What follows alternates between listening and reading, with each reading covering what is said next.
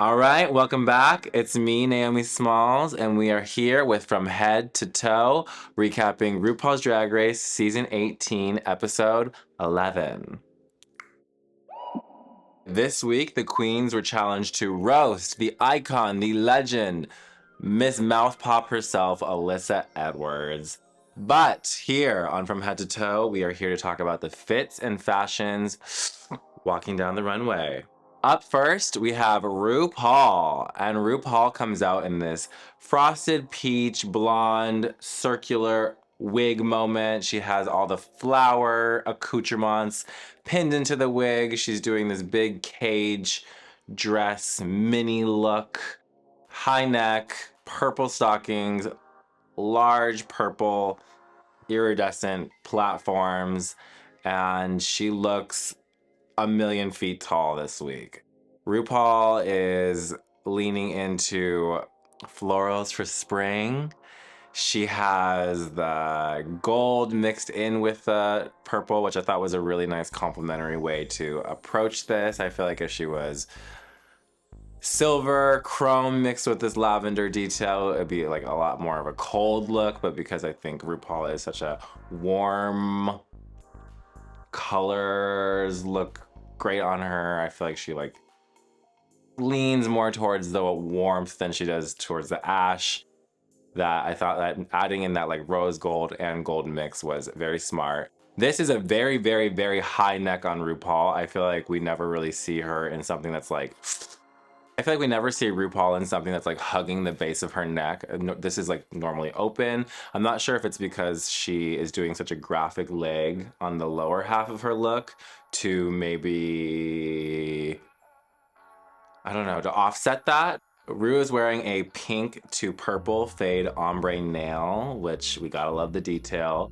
RuPaul is leaning into the symmetrical styling this week. She's wearing the exact same cuff on the left side that she's wearing on the right side, but to off balance that, I feel like she only did the flower, brooches, pins, accoutrements on one side of her wig, and I feel like that kind of just like, that off balance, that asymmetry adds balance to this look.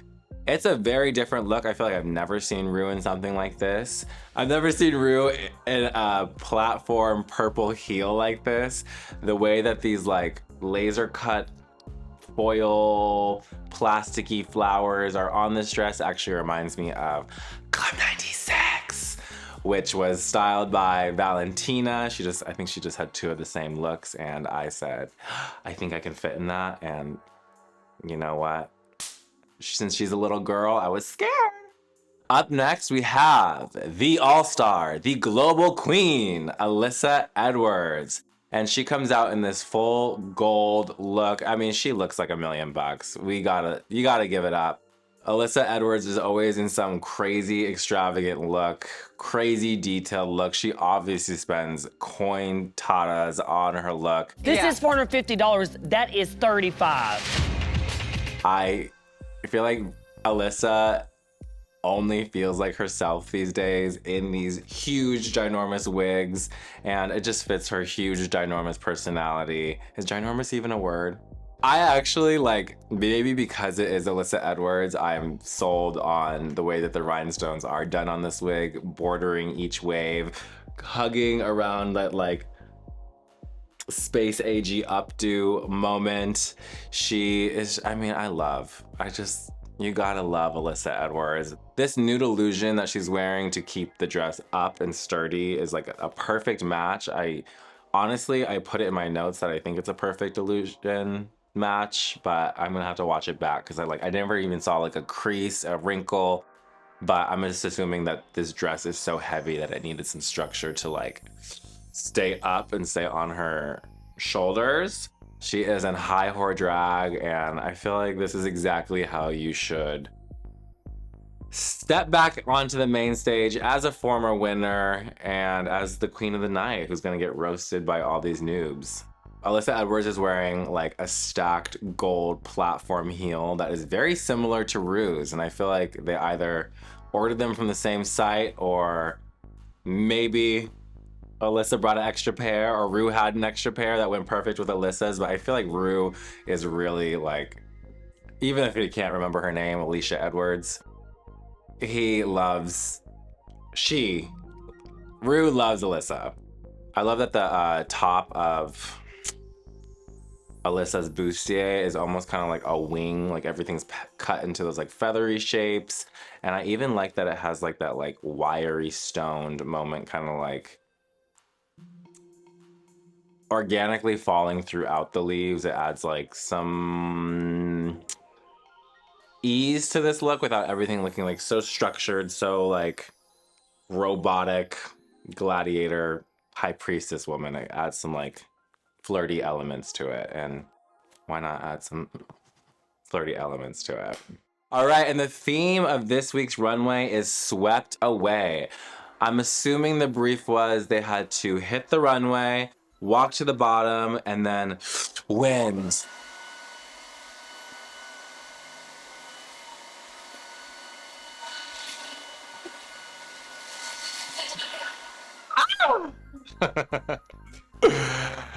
Something that moves in the wind, something that reacts to the wind, something that shakes. And let's see who got swept away. Up first, Discord ADDAMS. And Discord ADDAMS comes out in this Tron bike. Again, another week of like being very Mad Max. She has this like silver metal chrome look made to emulate a human centaur bicycle motorbike woman. Very Hellraiser vibes. I feel like this makes so much sense for Discord's drag persona. When I see this, I just think of like, I am Sasha Fierce, Beyonce, Mugler bodysuit or performance look. It also looks very like the queens and performers who like use the metal sparklers, very Gaga for Much Music Awards, very Plastique on All Stars 9, very Godland on UK vs. the World. This is a good idea. Swept away, becoming a motorcycle bike. Okay. The hair is not necessarily something that I would have styled with this look for Discord. I think doing more of like a mohawk type of style or more of like a wild, crazy style would have made more sense. I feel like this is maybe her wig that she wore when it was like mixed with that like red carpet styling, and because this is such a Hellraiser punk-esque look, I think that the hair could have just matched and been a little bit more crazy. I don't know why this hair was the choice. Maybe she didn't want to like deal with a crazy element with a crazy back piece, but I think that because this look gives me very Mad Max, I wanted to see a very like out there fighting for your life in the middle of the desert type of hair, not the like Marcel bob. I understand that Discord is like, I'm guessing in her mind, she's like so fast being swept away that she's like cascading flames behind her. So that's what we're getting, that like iridescent orange flame piece behind her. Because it's flames, my brain would probably think to mix in that red element, that yellow element, like cocktail all those colors together with the orange to like really like in your face, it's fire behind me. But also I just assume that the world is stupid, so you kind of have to just like simplify it for everybody. Like I see what she's doing, but like might as well just like hit him over the head with it. The bodysuit that she's wearing underneath all of the metal pieces reminds me so much of Bob doing that Tron roller skater look. I think that was a really nice way to have that robotic base and then add all the metal elements on top of it. Whoever made all this like metal bra and even the bike piece, I feel like is very familiar with welding. The spikes are really impressive. It looks like a garment that was customly made for her for this. All right. Oh my God, that was Discord. All right, up next, Jane Don't. And Jane Don't comes out in this white, sequin, silver, chrome, costume, very Ziegfeld. I believe she's doing her version of Erte. I feel like this could have been her runway for Shake, Shake, Shake, because this isn't giving me very swept away. And I only say that because I think that the challenge is to hit the runway and let the fan kind of like do the work for you. Because there's so many strips of fabric and so many strips of sequin hanging down on this, it's very heavy. It's very, very heavy. I'm not sure if she did her what is this, a bicep exercise that you would do to yeah, I'm not sure if she did her curls to be able to keep this up beforehand. It looks very heavy. It's not really moving so much in the wind, and because I'm a Kenya Pleaser stan, I hate that they read Kenya Pleaser's costume for not moving in the wind, even though it was moving in the wind, and this, they had no qualms or notes about it. Whatever. The girls can't handle Kenya. But that's later. Jane Don't leaned into the Erte vibe by putting on this like orange finger wave. And I don't necessarily know of any Erte girls in a thigh-high pleaser boot, but I feel like she needed to like be really stable for this runway because this is a lot of look. It looks very heavy. And I think that when I think of the Erte upstairs silhouette, I think I would have actually just flipped this half moon hat upside down. I know it's not necessarily made like that, but when I think of all the references, it's like that, like everything's up, not down. There is a ton of mass to this look. And when I think of the windswept runway, I'm not necessarily thinking like so much material. I want something that's just gonna like fling in the wind and be like effortless. I feel like that's like the pros of adding air into drag. And you never really want to look like you're fighting anything or keeping something up. Props to her for doing the entire runway with her arms out. I can't even go that high today. Up next, Juicy Love Dion. And Juicy Love Dion comes out in this sunsetty rhinestone look, very fringy, very Doja Cat, Say So music video. She's wearing her JoJo Siwa hair, and I mean the bodysuit is gorgeous. I think that maybe there was a oh shit, wait, what's the category kind of moment happening, because the white bedsheet mixed with the orange and the pink and the yellowy dance costume is, they're definitely going to two different parties. It's a California king size bed fitted sheet that could possibly be a twin size, since Juicy Love Dion is just like a teeny little girl. I'm a sucker for the girls who will be in pain for drag, or the girls who think about, this might not fit me when I'm putting my arms up. So we never really want to see nipples on the main stage unintentionally, and that is just a easy fix. Double-sided tape on your nipples, press, hit the runway. You want to be real old school and hardcore, Elmer's spray adhesive in a can, press, hit the runway. We are obviously in a runway challenge where we're going to be doing a lot of arms moving, arms raising, flinging the bed sheet, that you want to like make sure that you are protected at all angles. And I think that when I just see like undergarments that are not supposed to be showing, or nipples, or just something that isn't a clear, obvious indicator that something is ill-fitting, just always looks so unprepared. Yeah, what does this cape have to do with the look? I feel like she said that she is escaping a hot air balloon, and I believe that is reaching for the clouds like a hot air balloon lives in. I wish that the cape was maybe like an orange or a pink, and that would be like, you know, an easy, hey PA, can you run to Target and give me some Rit dye for this sheet I brought from home. I don't know if this was her intention, but I also understand that this fringe that she's wearing on the bottom half of her costume, that was not going to be the thing that caught wind. So the sheet does look like an afterthought, and I probably would be thinking completely differently if that would have just been made a color that is in her costume. Or at least a little less. It still is just, girl, it's a sheet. It's a sheet on the runway. And I thought the exact same thing. This isn't Glow. This isn't UK versus the world. But Mariah. Yeah, double homicide.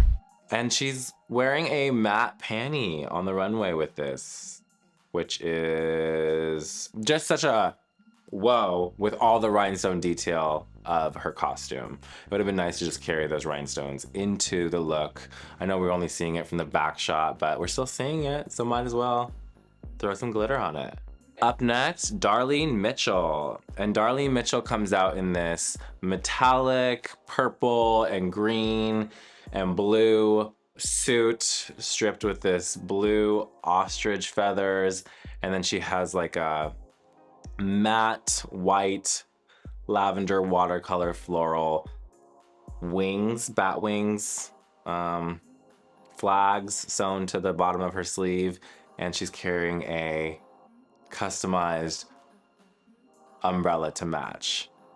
I really like this fabric a lot. It reminds me of those like 80s soda cups that you get in the roller rink or at the movies, very Saved by the Bell-esque. Trimming everything with the feathers was a smart idea for movement. Don't necessarily know. And that's rich. It's always rich when I would say I don't like something and I'm literally doing it. Wearing feathers. But for this, I don't know if I love it, but like I also understand it for a movement runway. I think my favorite detail about this look is the way that her blazer at the bottom like kind of like has that like that stingray shape out at the hip. I think that adds a lot of like intriguing shape element to her silhouette. This brow that Darlene is wearing this week, you will not gaslight me and tell me that last week's brow was aesthetically pleasing in comparison to this brow. This brow is covered, it matches the blonde hair. Just having that nice like arch opens up her face so much more than I believe last week did. In my opinion, I feel like the girls didn't know that there was gonna be a fan on the end of the runway. So maybe they just started adding shit to their looks to compensate for that. I really like Darlene with tits. I think that adding that element of so obviously feminine kind of offsets whatever the hell this wig is. It's like, it looks short from the front, but then when she turns around behind her headscarf, it's like a long blonde wig. So it's like, I think it's just like one of those like really heavy bang wigs that she's maybe round brushed back and sprayed. There's no lace front on this wig. And I'm pretty sure that this is last week's shoe that we're seeing again, which is okay, I guess, because she didn't wear black tights like she wore last week. Is that okay? I don't know. This season, we're just having to like learn as we go what is the new norm for Drag Race. It's also, I keep having this realization that maybe it's okay to repeat wigs and repeat shoes, and maybe there's like some weird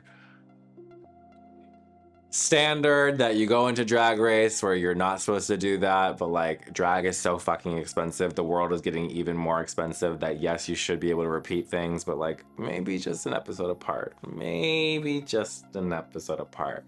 For me, add a fascinator to the wig the next time you wear it, or take Darlene Mitchell totally could have like plucked some of the blue feathers and like tied it into her shoe, just so we're like, oh, what is that? You know, there's little tips and tricks that you can do to fool the eye, and to like, especially because Darlene got the note last week of like tying the shoe into her look. It would have just been nice to customize the shoe that she was wearing last week, that she got red for wearing last week for being ugly this week. I feel like Darlene is victim to the legs no matchy thing happening. Like if you look at her breasts and then you work down to her legs, it's like orange legs. For the girls going into Drag Race, know who you are as a drag queen, but also know your Capezio type match.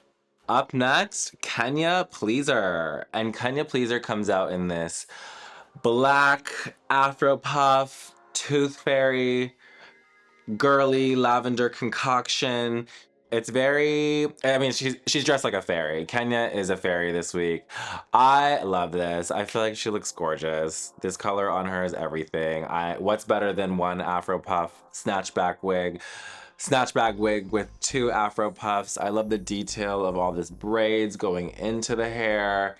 This is a look that totally catches movement at the end of the runway so well, and that's just like the beauty of chiffon. I love the butterfly accoutrements that she has just like up on her like leg slit on one side. I thought that was gorgeous.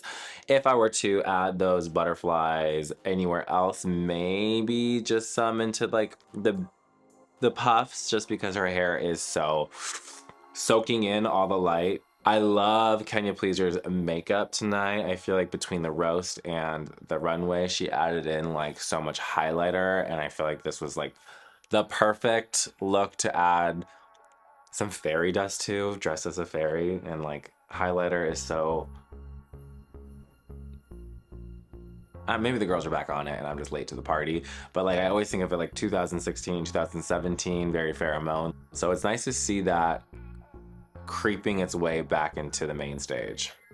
The solid iridescence of Kenya Pleaser's wing really works for the wing, and I feel like that is the difference between Kenya's and Discord's. Discord's is trying to emulate flames, so that when we think of flames, we're adding in all those colors, but because Kenya Pleaser is just some imaginary character, we're not expecting there to be like any other colors in this solid wing backpack moment. I love the nails. I love this custom lavender nail on Kenya, and I love this ring. It has all the colors that are shining in her rhinestone corset belt waistband, and I thought everything just like married perfectly. I feel like they really just wanted to see this bitch gone this week, and fuck you. Up next, MYKI MEEKS, and MYKI MEEKS comes out representing exactly where she's from. She is doing a love letter to the trans queens of Orlando and Florida, the queens who raised her, and I think that this is something that I've just noticed about MYKI since day one. Like obviously I know that MYKI is a Florida girl. Obviously I know that she's like best friends with Blush, who is like the trans blueprint for the younger generation. And I love to see it. She has her snatch out just like the girls would do. She's wearing like slingshotty, rhinestoney body moment with a matching shoe, and she's showing you that you really don't need much in drag besides a spotlight, a fan machine, and to give it sickening. I love it with the black hair. I love that she's wearing this with a French tip, because only dolls wear French tips. Dudes. Me, I'm dudes. We wear colored nails. Matte ones at that. Who am I? Maybe next week I'll wear a French tip. I love that MYKI MEEKS is wearing a monochromatic look, and she has her cape to match, her chiffon 20-yard windswept look to match.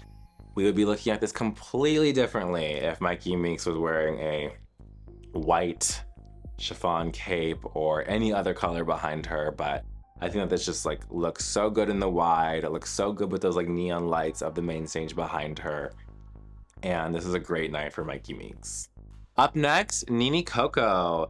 And NINI COCO decided to be swept away at the funeral. She is the only queen in all black this week. She is mourning on the runway. She is swept away in the grief.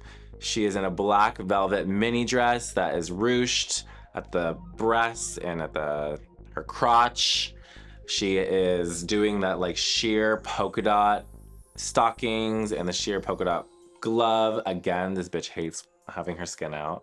But probably the most pleasing thing when she hit the end of the runway was having her like garters be a highlight. Like her garters were out and about. Her garters were the star of the show. And that just added, just that little bit of skin added some like sex and ease and a breath to NINI COCO's look. I thought it was really smart for NINI to have that white urn. Like, who the fuck has a white urn? I could only think of like maybe Liberace or like maybe Barbara Streisand will have a white urn. Is that an okay thing to say? I don't even know. She'd have a beige urn. My bad, my bad, my bad. I thought it was smart for NINI COCO to add the movement of this like stripped feather with that like cock plume at the end of it, just so it's like nice and bouncing when she's running down the runway. I thought it was really smart that she did an all black look, but instead of matching it with a dark hair color, she knew she needed the blonde hair color, which I'm sure is exactly why she has the white urn. Just like, if we're gonna do black, we need things of light just to pop. So that makes sense. Her wig and her prop pops. I love the polka dot sheer. I thought that was something that added so much fun and whimsy to the look without having it be so bland. And if it was just like that one solid opaque sheer black, we'd be looking at this completely differently. But the polka dot and the way that she's acting on the stage gives it a lot more interest, a lot more fun, a lot more drag. And we love drag. It's Drag Race after all. All right, and that was all the looks from episode 11 of RuPaul's Drag Race season 18. My best look of the week has to go to Alyssa Edwards. I mean, can we even compete? Can we even compete? I love the gold on her. I love it matched with this blonde hair, which leads me, best wig of the week, Alyssa Edwards. Trimmed in the rhinestones, matched perfectly to the rest of the rhinestones in her look. And I love that it just carries from head to toe, which leads me to the best shoe of the week. Alyssa, 3 for 3, but you are the queen of queens. Alyssa Edwards, you swept all categories. No need to worry about Coco Montrese taking your title this time. Oh, but you want to really fight. The crown is yours. I love you, my queen. And Alyssa Edwards, you taught me that we are the queens. They are the f***ers that press play to grown men singing songs on the radio. And that was all the looks this week from head to toe. Join me next week to get into the fits of fashions of episode 12. For a closer look at everything Naomi Smalls, tune into Patreon. Make sure to like, comment, and subscribe, and I will see you next week.